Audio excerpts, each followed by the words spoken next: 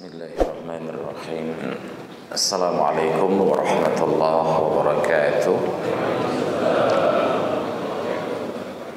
Alhamdulillahilladzi an'ama 'alaina bi ni'matil iman wal islam.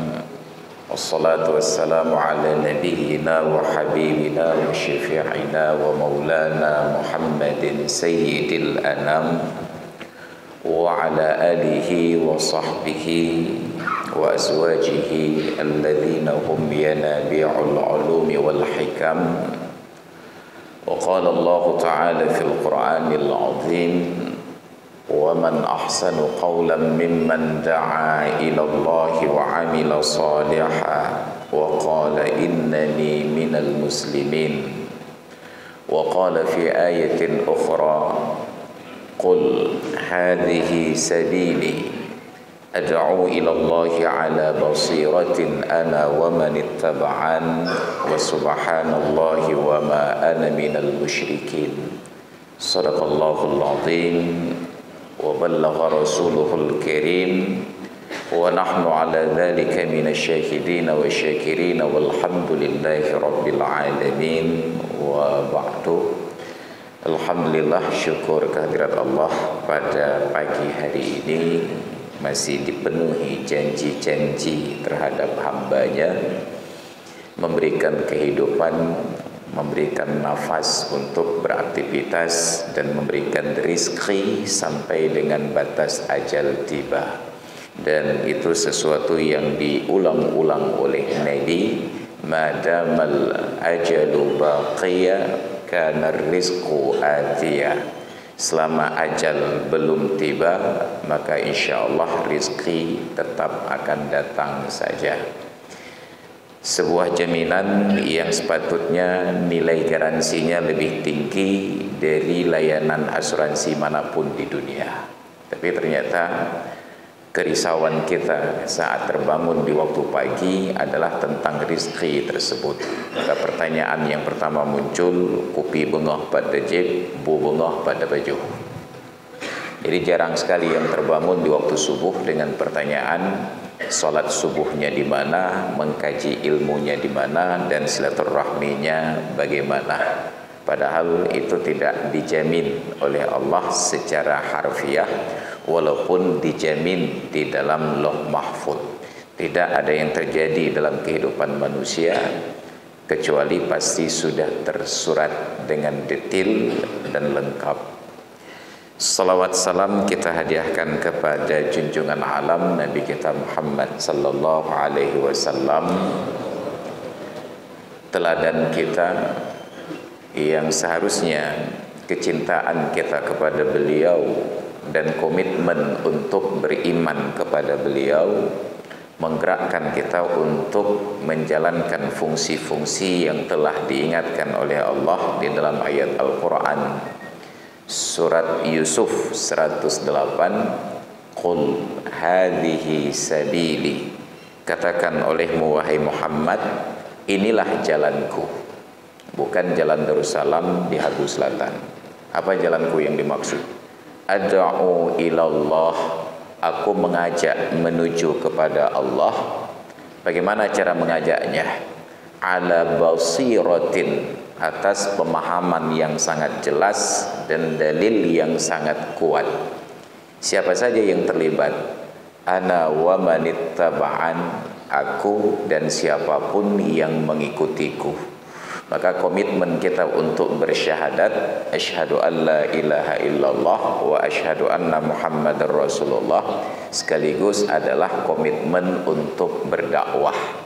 Maka adalah nihil alias nol besar orang mengaku beriman kepada Allah dan mengikuti Rasulullah tetapi tidak menjalankan fungsi-fungsi dakwah, bahkan cenderung bertolak belakang dengan fungsi dakwah tersebut, mengajak kepada jalur yang sebaliknya.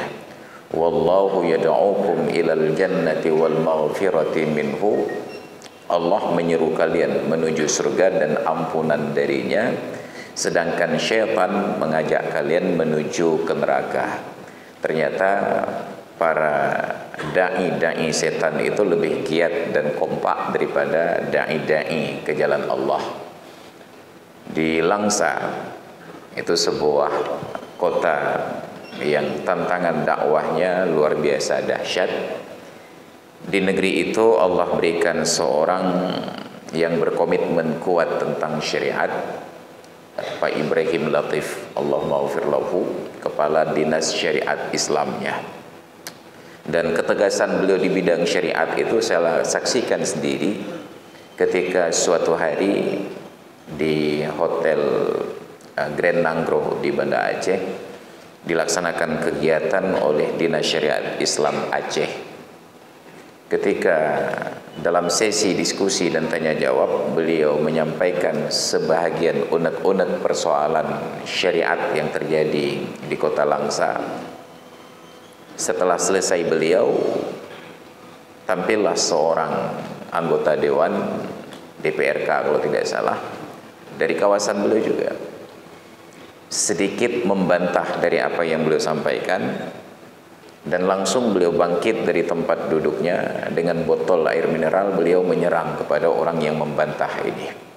Beliau orang lapangan yang terjun langsung, yang berhadapan dengan pelaku maksiat yang sangat kompak. Sedangkan anggota dewan ini bahkan untuk sekedar mengesahkan anggaran untuk syariat saja bisa tertahan. Maka sangat kita pahami sikap beliau dan itu luar biasa. Apa yang terjadi? Beliau dan pasukannya dari wilayatul Hizbah turun menegakkan amar ma'ruf nahi mungkar, dan terlihat betapa kompaknya dai-dai iblis. Mereka saling mendukung untuk menyerang polisi WH ini, dan orang-orang yang baik di sekitarnya itu sangat kompak untuk berdoa saja. Mudah-mudahan berselamat awaknya, mudah-mudahan baik luka awaknya. Tidak ada yang ingin terlibat untuk memberikan bantuan secara fisik. Maka terlihat betapa orang-orang jahat lebih kompak daripada orang-orang yang baik. Padahal Sayyidina Ali karamallahu wajhah sudah menyatakan bahwa kejahatan yang terorganisir itu mampu mengalahkan kebaikan yang tidak terorganisir. Dan rupanya mengorganisir kebaikan itu tantangannya bukan dari orang-orang jahat. Tantangannya justru dari orang-orang yang baik atau setidak-tidaknya mengaku baik tersebut. Ini yang jadi masalah bagi kita. Jadi ada terlalu banyak orang yang menumpang kendaraan dakwah ini untuk popularitas tertentu atau kebesaran-kebesaran tertentu yang bukan lagi karena Allah Subhanahu wa taala. Dan itu kita sayangkan. Dan semoga Allah taala mengampuni beliau. Allahumma ghfir lahu. Beliau sudah berpulang ke rahmatullah. Komitmen dakwah yang sangat kuat. Ini adalah sebuah keniscayaan ketika kita berkomitmen. Tapi tidak perlu berpikir terlalu jauh dalam komitmen dakwah, karena toh ujung-ujungnya kita akan kembali kepada ayat ya ayyuhalladzina amanu qu anfusakum wa ahlikum nara. Wahai orang-orang yang beriman, peliharalah diri kalian dan keluarga kalian dari api neraka. Kalau setiap orang sudah mulai kembali kepada komitmen awal ini, akan meringankan beban tanggung jawab dari keluarga yang lain. Kalau saya menjaga istri dan anak-anak saya, tentu saja tetangga-tetangga saya tinggal menjaga istri dan anak mereka sendiri. Sekarang anak saya tidak seurus, istri saya tidak seurus, nauzubillah umpamanya, tetangga saya mengurus istri dan anaknya, tentu saja anak dan istri saya juga akan menjadi tanggung jawab mereka. Karena ada prinsip yang kedua, man ra'a minkum munkaran falyughayyirhu biyadihi. Barang siapa di antara kalian melihat di dalam bahasa hadis dan bahasa ayat, tidak harus secara harfiah dengan arti melihat, boleh ditakwilkan dengan makna mengetahui. Maka ketika Rasulullah menyatakan sallu kama ra'aitumuni usalli, salatlah kalian sebagaimana kalian melihat aku salat. Yakinlah tidak ada seorang pun di antara kita yang hadir hari ini yang melihat salat Nabi. Maka kalau begitu salat kita ini bid'ah semuanya.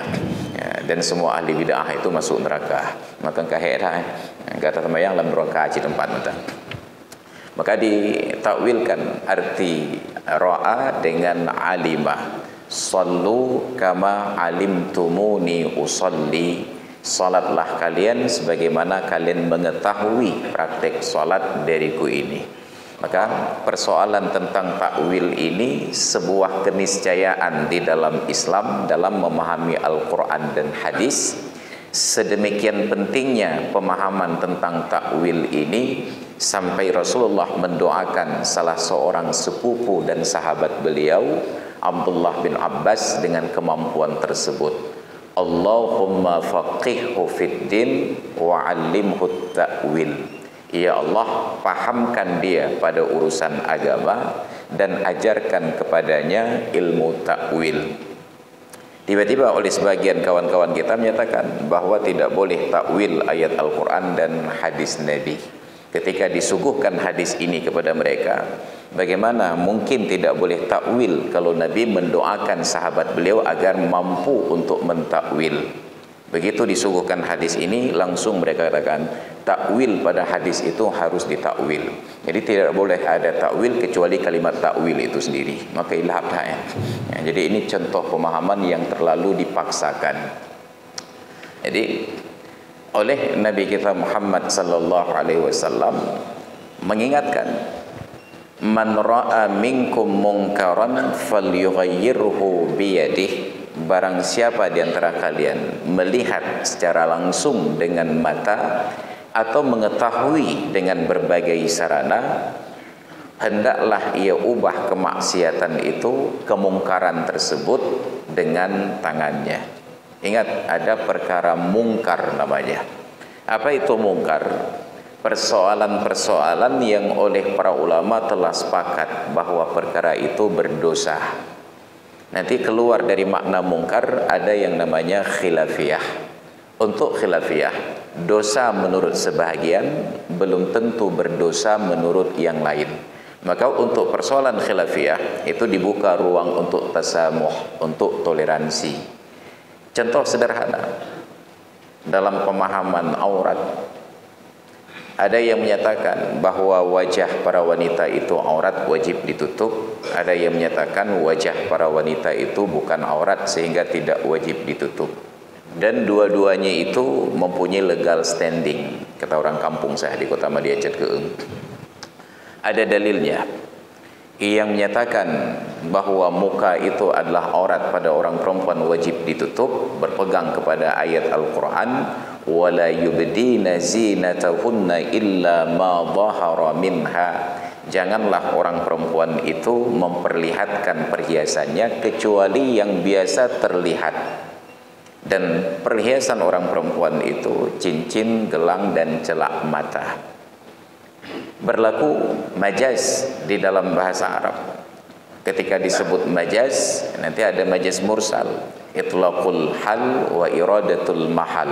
Yang disebutkan adalah bendanya, yang dimaksudkan adalah tempatnya.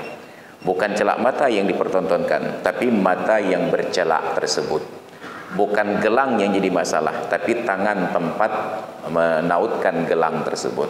Maka mereka hanya katakan bahwa yang bukan aurat hanya mata dengan telapak tangan. Muka wajib tutup karena tidak dibuat celak di muka, hanya celak di mata saja.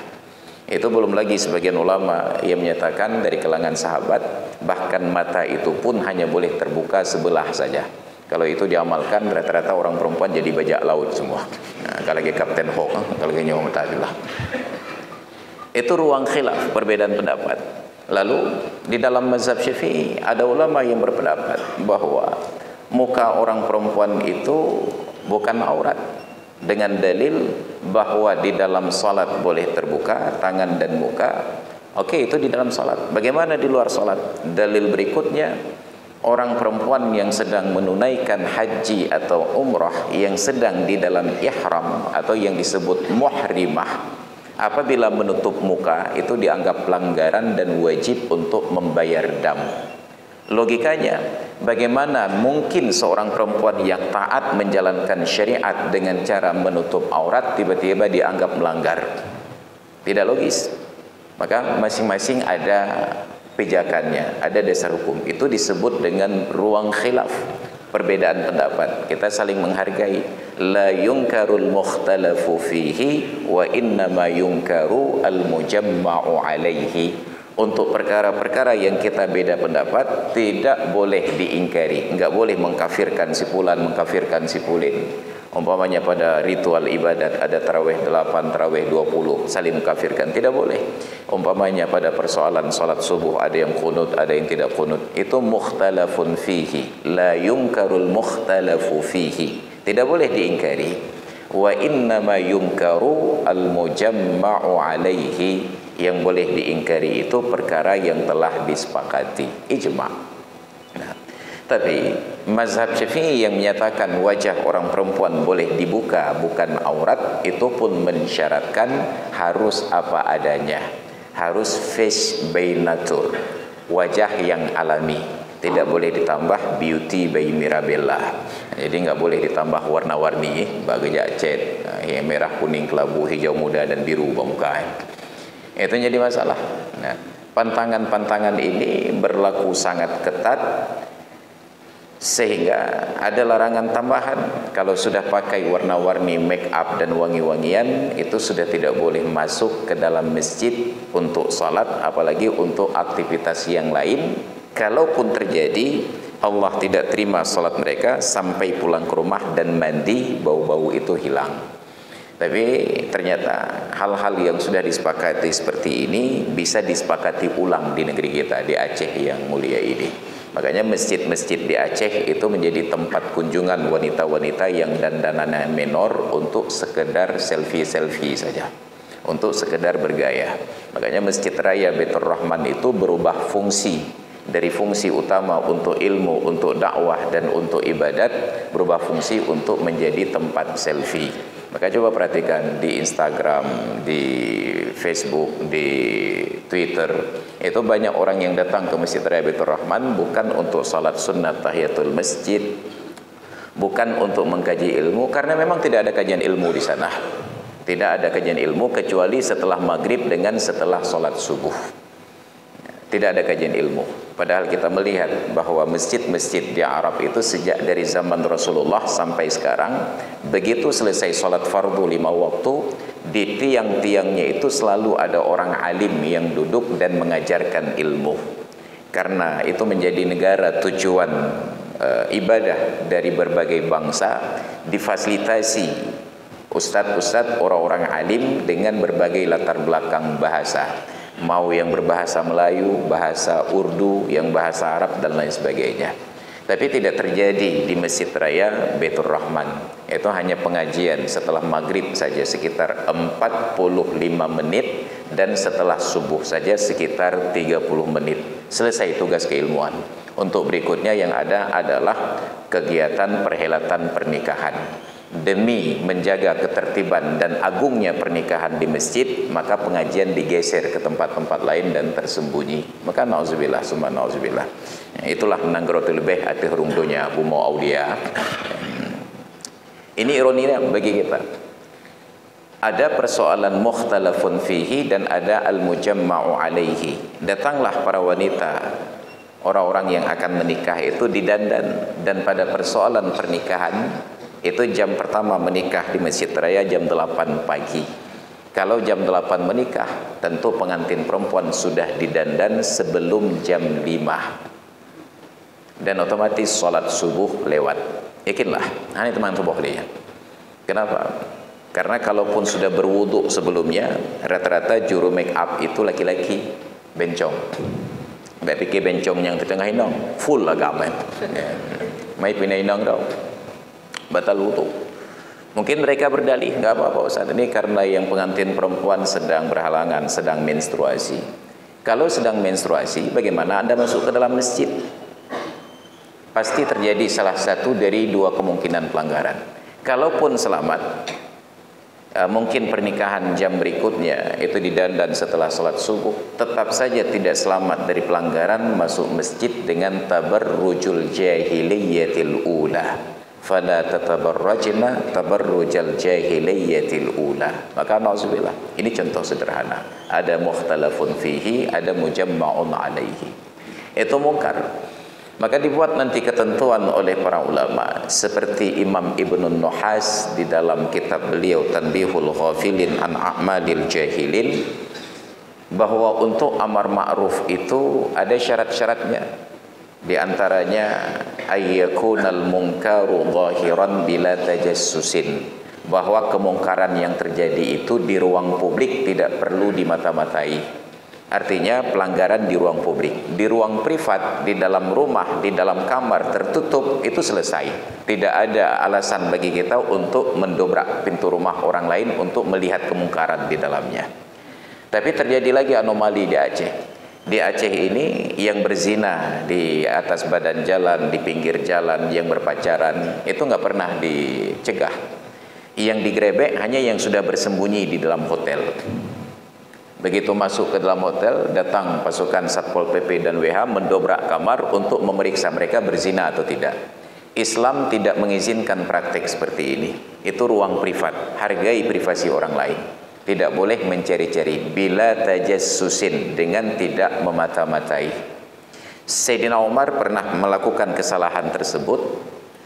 Beliau, biasalah Sayyidina Umar itu tidak tidur malam kecuali setelah inspeksi masyarakatnya. Mungkin beda dengan Umar bin Khattab sekarang naik sepeda motor chopper. Jangan dapat beliau. Di sebuah lorong beliau mendengar ada suara-suara mencurigakan dari sebuah rumah. Maka beliau mengendap-endap mencari celah. Didapatilah pada sisi jendela itu sedikit ruang untuk melihat ke dalam. Terlihatlah seorang pria sedang minum arak sampai pakaiannya basah, teler.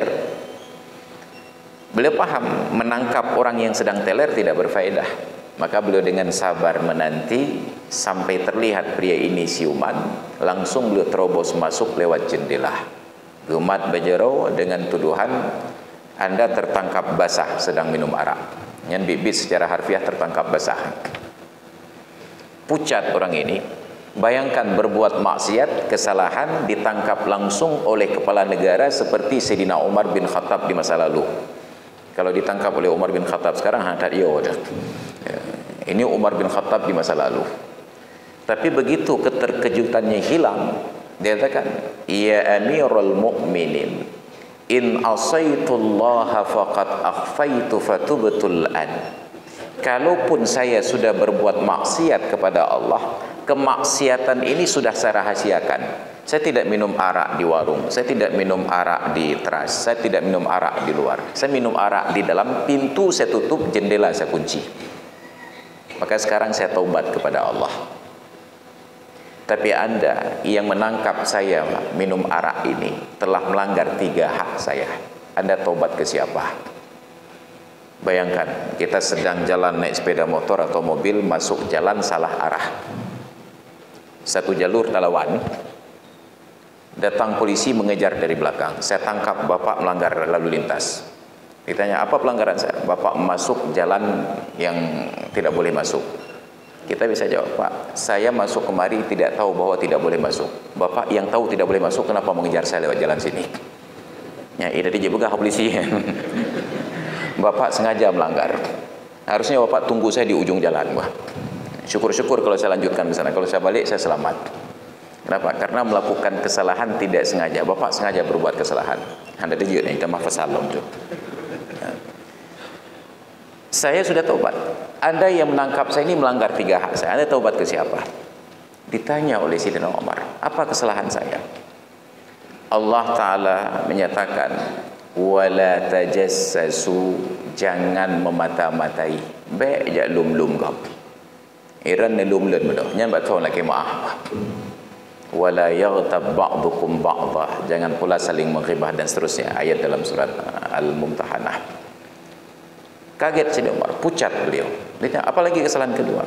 Kesalahan kedua, Allah ingatkan kalau masuk rumah, fadkhulu min abwabiha, masuk lewat pintu. Iran datang dan mau lewat jendela.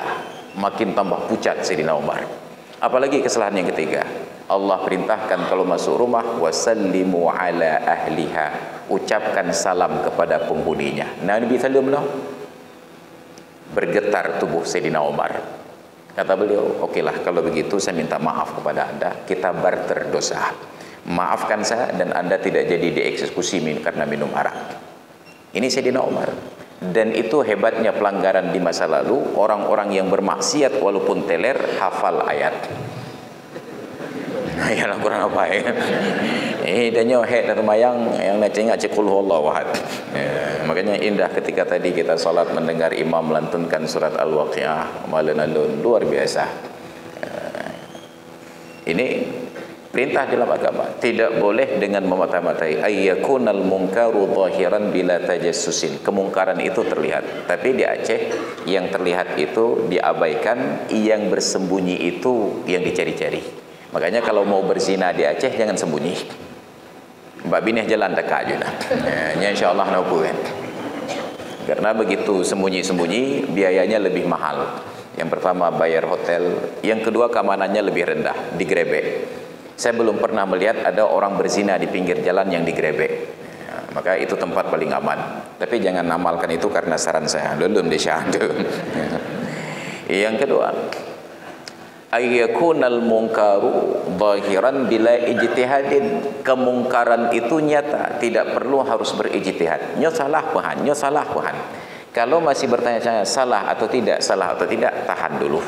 Tetap nanti ada di dalam Islam itu membebaskan orang yang bersalah lebih baik daripada menyalahkan orang yang berbuat benar.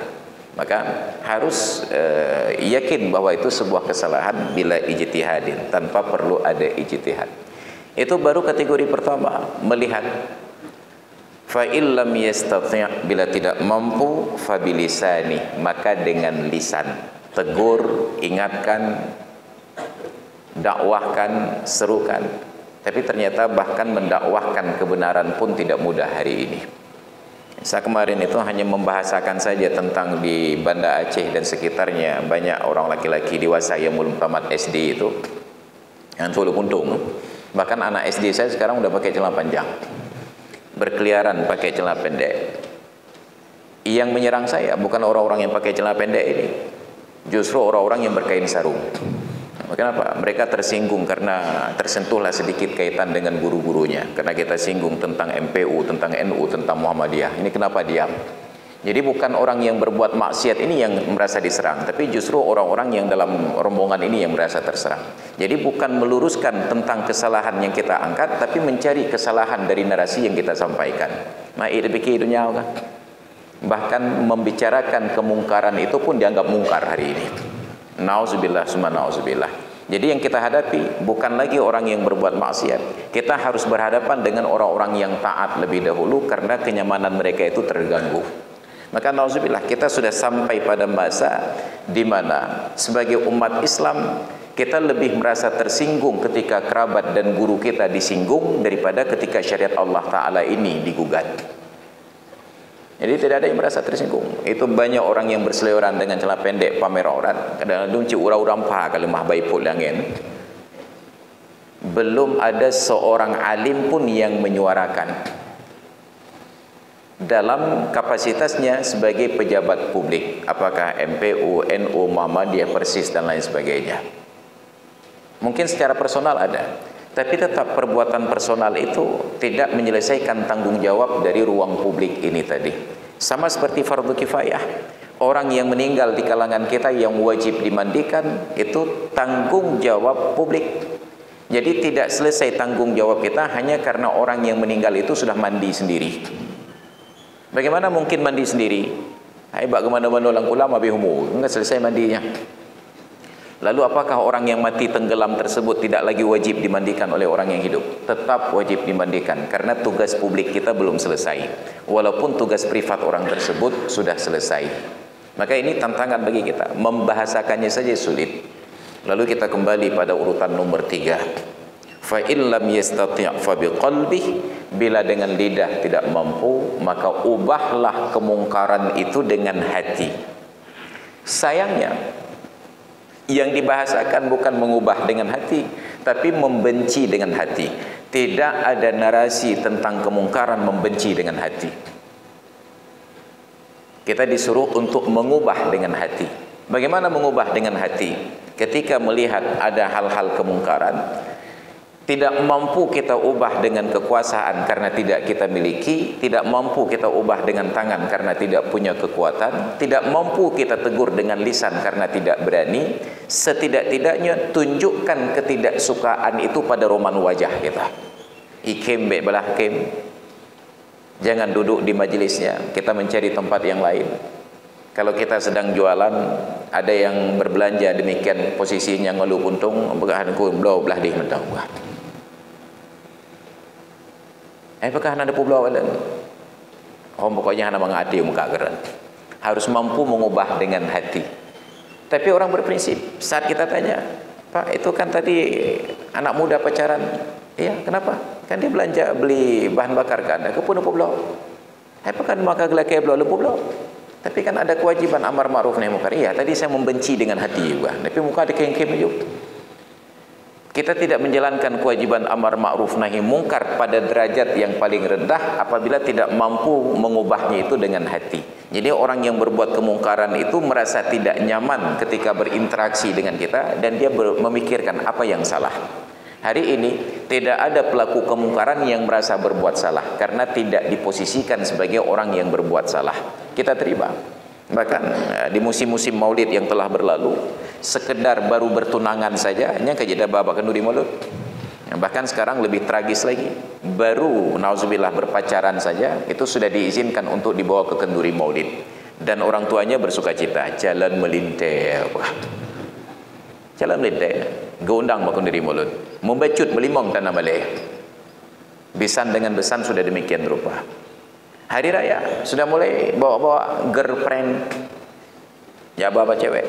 Maka terjadilah kasus pada salah seorang kerabat saya. Kebetulan orang tuanya itu, mertuanya itu seorang alim ulama di atas level orang tua saya. Ketika sedang berziarah, berkunjung ke rumah seorang kerabat bersilaturahmi, datang pula keponakannya bersilaturahmi dengan membawa girlfriendnya. Kesadaran bahwa mertuanya seorang alim dan melihat keponakan yang cucu dari mertuanya ini membawa seorang wanita yang bukan istri dan bukan mahramnya, spontanitas itu muncul, langsung ditempeleng. Ili ke rumah gak berdampak. Sampai setelah perkara itu terjadi, terjadilah ketidaknyamanan hati dengan orang tua dari anak ini, dengan ipar beliau. Tapi kami berikan dukungan. Kebetulan ibu tuannya, tindakan anda sudah benar untuk menyelamatkan harga diri ayah mertua anda, kakek dari anak yang anda tempeleng tersebut. Ini kebiasaan, habitat kita. Tidak lagi menganggap salah perkara-perkara demikian. Anak-anak kita bawa kawannya yang perempuan pulang ke rumah, anak kita laki-laki, kita sambut, kita jamu. Apakah gau ke bala mau ya haji kena obat. Nauzubillah summa nauzubillah. Maka sikap permisifme dari kita membuka ruang kemaksiatan itu semakin lebar. Nauzubillah. Jadi harus ada gerakan untuk membenci, bukan membenci, mengubah kemungkaran dengan hati. Jangan berinteraksi sampai mereka mengubah sikapnya untuk menjadi lebih taat dan patuh lagi. Ini Islam. Innama ad'u ilallahi ala basirah. Saya menyeru kepada Allah atas pemahaman yang sangat jelas. Ana wa manittaba'an, saya dan orang-orang yang mengikuti saya. Maka hari ini ketika saya secara pribadi berkeluarga dan punya keturunan, anak laki-laki saya yang sulung itu kalau sekolah sudah kelas 1 SMA. Tapi tidak saya sekolahkan, saya masukkan pesantren saja. Saya ikut hadir pada acara muzakarah ini sebagai alumni dari Dayah Labuhan Haji. Tetapi saya antarkan anak saya ke Uletiti, bukan ke Labuhan Haji. Digugat oleh kawan-kawan, Ustaz, Anda ngaji di Labuhan Haji, tapi kenapa anaknya diantarkan ke Uletiti? Biasanya orang akan memasukkan anaknya ke Alma Mater. Saya jawab, ini karena janji saya dengan Rasulullah. Janji bagaimana Pak Ustaz? Saya bacalah salawat itu. Ya Maulana ya Habibi, nepreh kamu bau letiti bre kai Labuhan Haji. Saya jawab, saya sudah berjanji dengan Rasulullah bre bau letiti. Maka saya antarkan anak mengaji di Dayah Letiti. Kalau sekolah sekarang sudah kelas 1 SMA. Ketika saya sedang berkomitmen untuk menegur orang-orang yang laki-laki keluar dengan terbuka aurat pakai celana pendek ini, Tiba-tiba saya dapat laporan satu hari bahwa anak saya keluar tengah malam dari rumah, dari pesantren dengan celana pendek. Bayangkan tekanan batin saya. Maka saya sampaikan, sudah 2 kali berturut-turut. Pertama dalam peringatan Maulid di Masjid Darul Falah Cat Keeng, dalam sambutan sebagai Imam Cik, saya katakan, anak saya sudah besar, sekolahnya sudah kelas 1 SMA. Mata saya hanya 2, tidak mampu untuk memantau seluruhnya. Maka saya minta bantuan bapak-bapak dan ibu-ibu, bila melihat anak saya melakukan pelanggaran syariat atau melanggar adat, untuk ditegur. Bila patut ditegur-tegur, perlu dicubit-cubit, perlu ditempeleng, ditampa, tengok. Dan bila anda bisa buktikan dengan foto dikirim ke saya, orang yang pertama kirim foto pelanggaran anak saya tersebut akan saya bayar pulsa 25.000. Yang pertama apakah? Akan mendung, ya mendung KB. Yang pertama kirim akan saya berikan hadiah apresiasi pulsa Rp25.000. Kenapa? Itu tradisi orang tua kita di masa lalu. Anak-anaknya bukan hanya dijaga oleh ayah dan ibunya, tetapi juga dijaga oleh masyarakat dan komunitasnya. Tapi hari ini kita yang punya keinginan untuk menegur anak orang lain yang berbuat salah, diproteksi oleh orang tuanya. Mungkin hanya sekedar merokok saja, kita tegur, pakai kopi rokok. Anak ini karena merasa tersinggung, dia lapor ke orang tuanya. Ya, bapak pulang pegang menagelan. Ayahnya lah datang menyerang kita. Ane ke rokok kubloi ke pekah keruunan. Jadi akhirnya kita menjadi apatis, tidak lagi berkeinginan untuk menegur anak-anak yang berbuat salah. Maka itu harus dimulai dari diri kita. Buka ruang tersebut. Begitu saya memulai, langsung ada beberapa orang yang datang ke saya. Beliau katakan, padahal itu preman-preman juga, Ustaz. Saya pun harus begitu juga. Enggak sanggup saya kawal anak saya sendiri 24 jam sehari. Maka bila Pak Ustaz dan yang lain-lain melihat anak saya berbuat salah, bila perlu ditegur-tegur, bila patut dicubit-cubit, bila perlu ditempeleng-tempeleng. Jadi begitu ada satu orang yang memulai provokasi, yang lain akan mengikuti. Maka inilah besarnya pahala man sanna fil islami sunnatan hasanatan.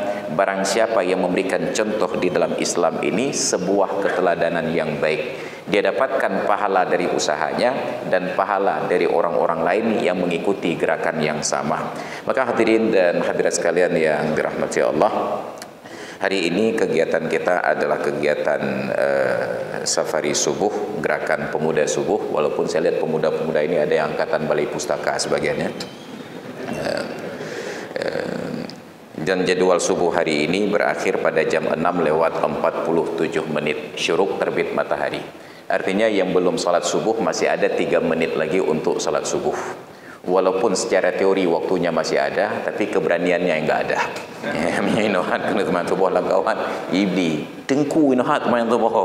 Padahal menurut Allah Ta'ala belum salah, tapi menurut kita sudah sangat salah. Akhirnya karena lebih takut kepada manusia, kita melanggar hak Allah Ta'ala. Ini contoh buruk dalam kehidupan. Maka ketika kita melihat ada orang yang sholat asar mungkin 10 menit menjelang azan maghrib, biarkan saja, jangan dicemooh. Oh dengku, ya udah lambat pajar goh lawan sembahyang asar. Oh enggak, silakan. Itu 10 menit menjelang azan maghrib. Jangan dibalik. Oh dengku, ya sembahyang dah. Sembahyang apa? Asar. Inoha sembahyang asar. Padahal masih 10 menit lagi. Beliau salat asar 10 menit menjelang maghrib itu belum berdosa. Tapi karena begitu kasusnya, okelah udah terlanjur. Terulang misalnya besok atau di waktu yang lain, 10 menit menjelang maghrib belum salat asar. Oh dengku, tamu dalam dah. Tidak lagi berani menjawab salat asar. Baca ya kalian so jadwal khatib tengok.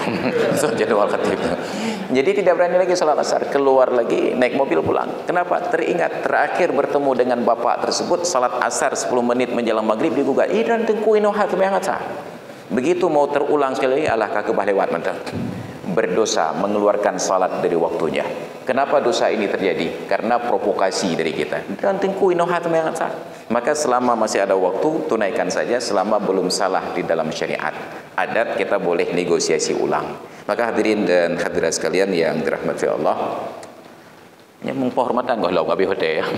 Mohon maaf Bapak-bapak dan Ibu-ibu yang saya muliakan, panitia dari GPS yang telah memfasilitasi pertemuan pada hari ini.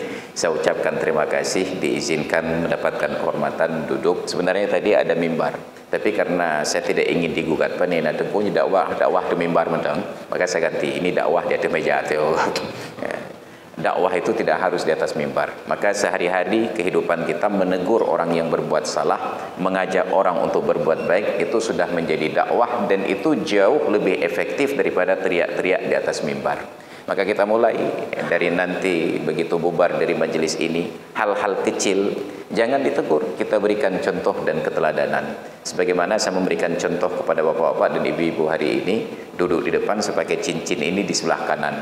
Kenapa? Karena Nabi yuhibbut tayammuna fil umuri kullih, senang pada setiap perkaranya itu berkanan-kanan. Cincin saya di sebelah kanan, jam tangan saya di sebelah kanan. Harusnya ada keteladanan yang lebih tinggi. Pakai cincin itu di jari kelingking, tapi nggak mungkin saya pakai karena jatuh cincinnya. Pertanyaannya, kenapa nggak dibuat kecil? Karena ini hadiah orang. Nah, kita bukan. Maka kita berterima kasih karena pemberian orang bila kita nikmati, nanti akan ditambah pemberian yang lain. Ya, maka insya Allah. Ini hadirin dan hadirat sekalian yang dirahmati Allah, demikian kajian kita pada subuh hari ini. Insya Allah bila lapang waktu dan Allah berkenan, besok subuh kita akan lanjutkan lagi di Masjid Lancang Garam, Lancang Tira bahasa Aceh. Nya urang-urangnya anak kaya-kaya yang dari Jamun kita pun Tira tapi Nohan. Lancang Garam. Tapi hanya nama tempat, orang sudah berubah menjadi orang-orang yang hebat hanali Mekat Tira karena garamku sudah tidak asin lagi. Wallahu alam bisawab wa ilaihil marji'un wal ma'ab. Terima kasih atas perhatian dan mohon maaf atas segala kekurangan. Hadanallahu wa iyyakum ajma'in. Assalamualaikum warahmatullahi wabarakatuh.